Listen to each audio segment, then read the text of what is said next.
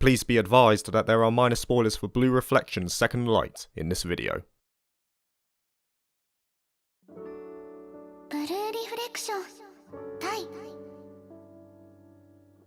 Blue Reflection's Second Light. I've made no secret that I've been looking forward to this game quite a bit.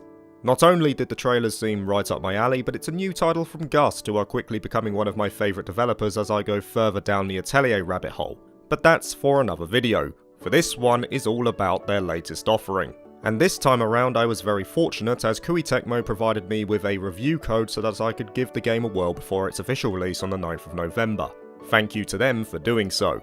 Now, since I received the code only 5 days ago, this review will be a little different to my normal format since I haven't finished the game as of the time of recording. So I feel it's right that I tell you that some of the opinions I give here may change as I progress through the game. That being said, I have put in about 19 hours so far, and would have likely done more if I wasn't at the Chelsea game last Saturday. Regardless of the fact that I haven't finished the game yet, I think my 19 hours have given me a good idea on whether Blue Reflection's Second Light will be worth your time, and hopefully this video will explain why. The game begins by introducing us to our main protagonist, Ao Hoshizaki, a sprightly yet admittedly plain girl who quickly finds herself awakening in an isolated school, far away from any sort of civilization. In this single space, she meets 3 other girls who, unlike her, appear to have lost their memories, and after a bit of exposition, the game begins. Now, you'll notice very quickly that Blue Reflection's Second Light in terms of game structure has 2 distinctive halves which make up the bulk of gameplay. The first of which involves taking control of Ao on a set map and exploring so-called heartscapes, which are manifestations of the inner emotions and memories of an individual shaping into a physical world. During the course of your adventure, you'll be traversing a myriad of these, and since they are unique to the individual who birthed it, it lends to a real sense of diversity in the worlds. While they aren't anything complex in terms of design, I feel that Gust have once again stamped their identity on this title with their signature vibrant aesthetic. Though I will admit that there is the odd shading issue here and there, with the game prioritising hues of blue especially, which makes it difficult to make out some scenes, these environments look absolutely gorgeous at times. I was consistently looking forward to the next heartscape and how Gust would illustrate it, as, in a way, it was a window into the latent emotion within each character. Elements that are close to the individual are represented in some way through the various worlds, and it lends to understanding the depth of their personality further, which is something we'll touch on later. However, these heartscapes are not free of danger. There are also demons that roam the land, but these girls are more than capable of looking out for themselves. As so-called reflectors, the group are able to draw on their feelings and memories and manifest them into actual power which can be used to defend themselves, on top of pushing boulders Chris Redfield style. Upon coming into contact with an enemy, you'll take control of 3 active members and 1 supporter in a predominantly turn-based system with real-time elements. Each character is placed on an action bar at the bottom of the screen, and they'll gradually charge ether to unleash their abilities, and you can switch between an auto or manual mode depending on the level of control you want. Auto will mean that you'll take control of the main character, while manual gives you complete freedom of all 3. At a minimum of 1000 ether, you can press the corresponding button to issue your command, which consists mainly of buffing, debuffing attacks and heals, and this will cause all other aspects of the battle to freeze until you make your choice. The more abilities that are used, the faster the ether recovery speed becomes, so even though the battles start slow, they gradually evolve into more involved events with many more options becoming available. On top of that, each of the characters can shift gear in battle, and at 3rd gear they automatically change into their reflector forms, granting strengthened abilities and heightened damage, along with a transformation sequence as you would expect from a game centered around magical girls.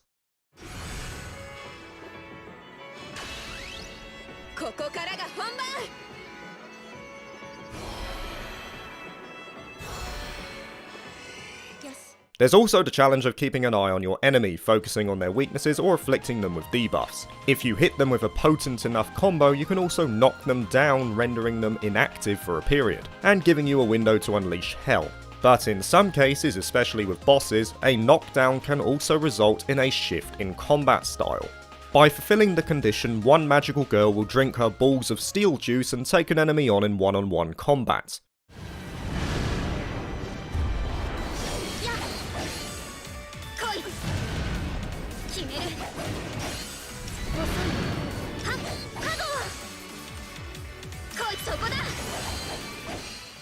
During this limited period of time, if you build your combo pool to its max, the event will end with a heavy hitting special move from the Reflector, and the battle will revert back to normal. These events themselves are few and far between as they require a fair deal of setup, but they are rewarding to pull off, and I think that it's good the game limits their appearances as it makes them a novel addition to the core combat.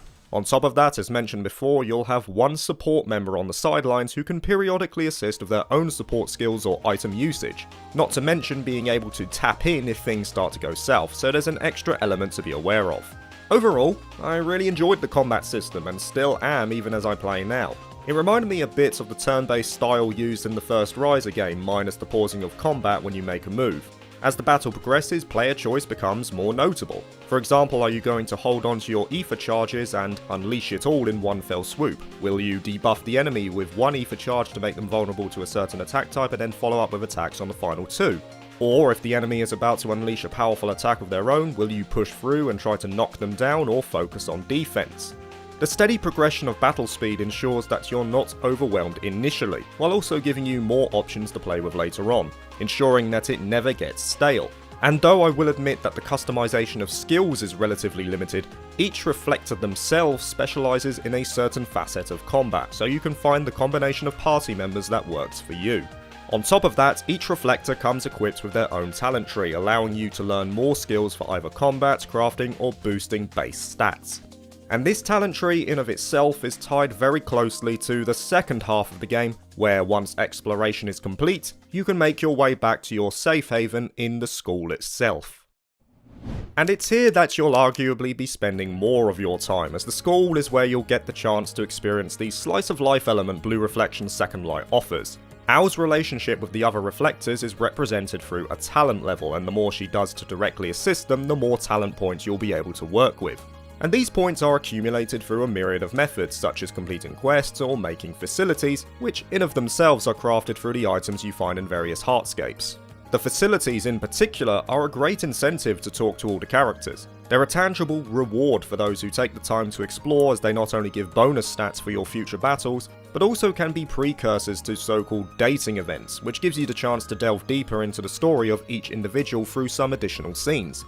And these in my mind are good optional events, because they don't actually hide new traits behind an optional wall, rather they reinforce the characteristics that are introduced throughout the course of the main story. And though the enjoyment from these dates is hampered slightly by the fact that you're forced to walk, and I get it, the idea is not to rush a date, there's a real incentive to do as many as you can, both from a character development standpoint and from the rewards you can obtain.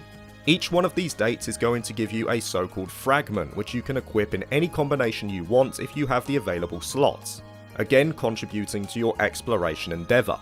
And thus, with most of the game design placed around the relations with the other Reflectors, it stands to reason that they will also contribute to the flow of the narrative. And with that in mind, I feel that it's best to now cover the story first before moving on to the characters, as one feels notably more important than the other. Like I said before, I haven't finished the game as of the time of recording, so my opinion on this area may change as I continue playing. But from what I have experienced so far, I am enjoying this story quite a bit.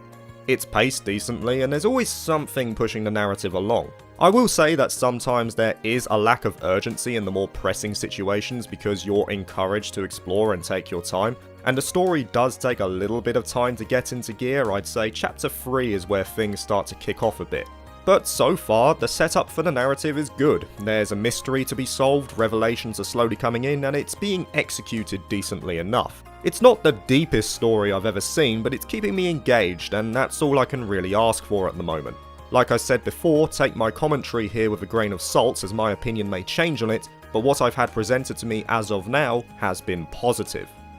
And now that we've covered the story, I think it's time to move on to the characters themselves, which I've had far more exposure to.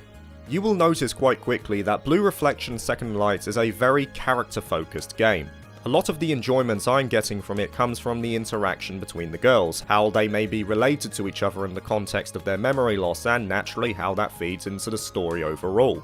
Now, individually, it is a large cast, and though the tropes displayed are not anything you haven't seen before, they are presented well.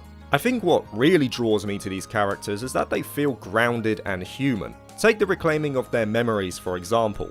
Some of them want to take them back because they feel it will lead them to rediscovering the resolve they originally had, while others are afraid of it because what if taking them back means they remember an event that they're ashamed of? The juxtaposition between the characters and how they deal with that element alone make them feel human, and it leads to a diverse and relatable collection of characters. Now I will say that there is a little bit of Yuri on display and some sprinklings of fan service, but nothing excessive. I would say this is par the course for what you would expect, so I don't think these two areas will put you off even if you're a staunch opposer of both.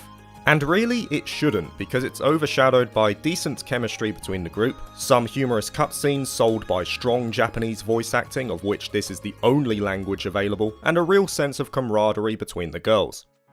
どこがわからないの？全部。そんなんで今までどうやってきたわけ？容量とムカつく。いやいや、それほどでも。褒めてない。And just a final tidbit for returning fans, I think people who have either played the original Blue Reflection or seen the Blue Reflection Ray anime adaptation from this year will be pleasantly surprised with this game. I've only watched the anime myself, but I'm a sucker for continuity, and Blue Reflection's Second Light definitely has that on offer. And with that, it is time to wrap this one up. I'm sure you've figured this out by now, but it's fair to say that I'm having a great time with Blue Reflection's Second Light. It doesn't do anything to break the mold, but it does captivate through an overlooked and often underrated concept, and that is beauty in simplicity. Its core foundation in game design, battles, presentation and story are strong, but most importantly, it has a clear and unfettered focus on the main selling point of the game, being the characters themselves. Based on what I've played so far at least, I see it as a character-driven narrative done right, giving you the incentive to explore each individual girl's story, while also rewarding you tangibly for the effort you put in. For fans of Gust and general JRPG fans alike, I have no qualms in recommending Blue Reflection Second Light as a solid and enjoyable experience.